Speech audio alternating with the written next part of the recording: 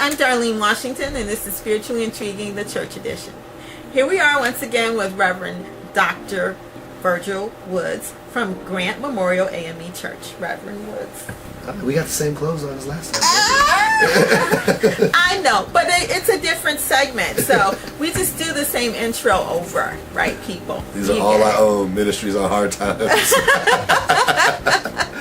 You got it, people. Okay, but anyways, we're going to get down to some more issues. We're having a blast here just talking about all the things that are going on in the world today and how they're affecting people and how this has to do with spirituality and, believing in self and people's morals. It's what it really gets down to. That's why it's called Spiritually Intriguing, the Church Edition. Anyways, one person that comes to mind, one political figure who has a father who has an awesome legacy, and it's just so unfortunate. I just feel so bad for this person, but I always thought that Jesse Jackson Jr. would follow in his father's footsteps and run for president, but he would probably win. And at this point, with he had an agenda for America, or for whatever he was trying to achieve politically. He had an agenda. Is he going to ever be able to complete that agenda? Is his career over now? What can he do? I don't think his career's over. Mm-hmm. Just personally, it's. Well, let me just say this first. My prayers go out to him and his family. Absolutely. That was a lot to go through. Even a heavier burden to go through it publicly. Right. I believe that. I guess I just got to give you my spiritual answer. That is that all things are possible with God. I think that you have to remember that historically Jesus went to jail, mm-hmm. Paul went to jail, yeah. Peter went to jail. I mean, I can run the list. Malcolm X went to jail. Yeah. I mean, who hasn't? Right. And I mean, all became wonderful historic leaders. So does jail just totally? Is that the end all? Of course not. Mm-hmm. I think that in some ways, he would have to make some efforts to be. A greater transparency, reestablishing a certain level of trust if there was trust lost in the community, and whatnot. But I don't think that it still negates who he is, some of the positive things that he's been able to do in the community, and why people believed in him in the first place. Mm-hmm. I just think right now, if I were him, and I'm not, I think my bigger concern would just be my family, right. My children, and that sort of thing, before I jumped all back in the political realm, because this did impact a lot more than just his career at the end of the day. Yeah, it did. But is his career over? I don't think so.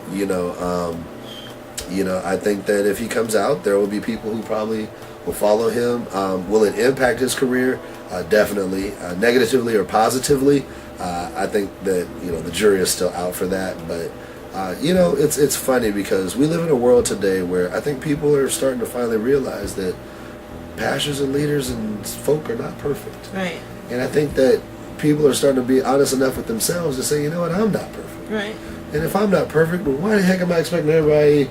Which is a very important, detrimental question to how people lead their lives, and trickle down effect, because people in leadership roles, they carry themselves as if they're so perfect, and the truth is, as you said, and as it says everywhere in America, in the Bible, I believe it says so in the Bible, forgive me for not knowing for sure, but that no one is perfect. So how can you hold yourself to this pedestal that you are perfect and think that you have done nothing wrong? Well, we expect more out of our leaders. I mean, and when we should. I mean, they are leaders, right. and whatnot. But I'm just saying we shouldn't hold them up to standards that cannot be reached. Right. And I'm not excusing what Jesse Jackson did or anything like that. That's not what I'm saying.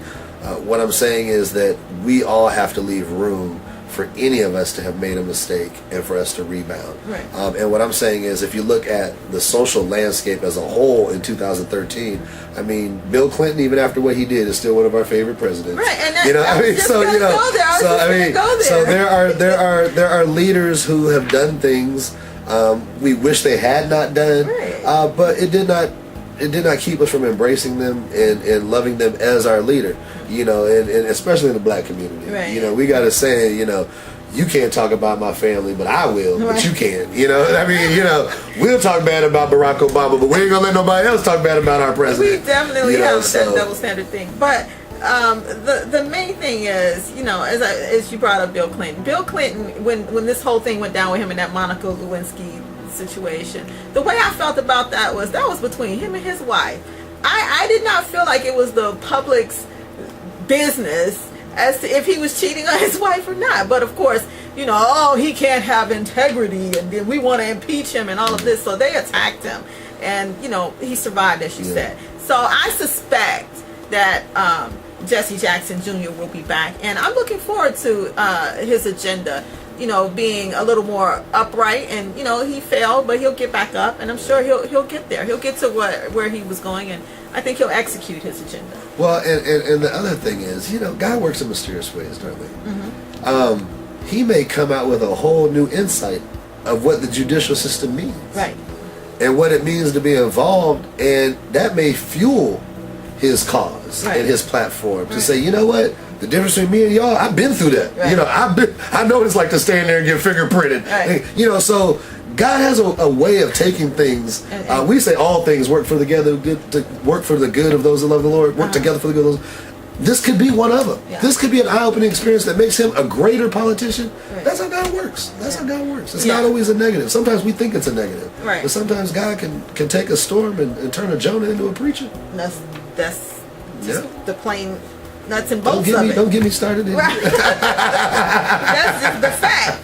Another issue that's getting at me is, I'm gonna stick with the program. So we're gonna go with Alzheimer's. Alzheimer's is a big issue, and there are a lot of ways to treat it. They're coming up with medications and things of this nature. But one of the top things that was this still a sore spot in some people's minds and hearts is stem cell research as a development cure for Alzheimer's disease.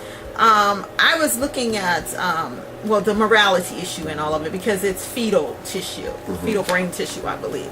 But the point is, how do we feel about that now with all the new genetic things that have been happening with the cloning of the sheep and all these other things, how they're isolating genes that cause diseases, and it's like we have been doing amazing things with this, with research in general, in terms of getting towards the angst of ending these detrimental, life-threatening diseases.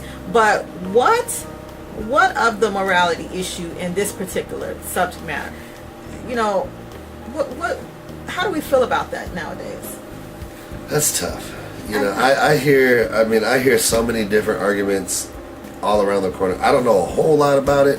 I think that I've always been fascinated that God gives us the audacity to explore these things. Yeah.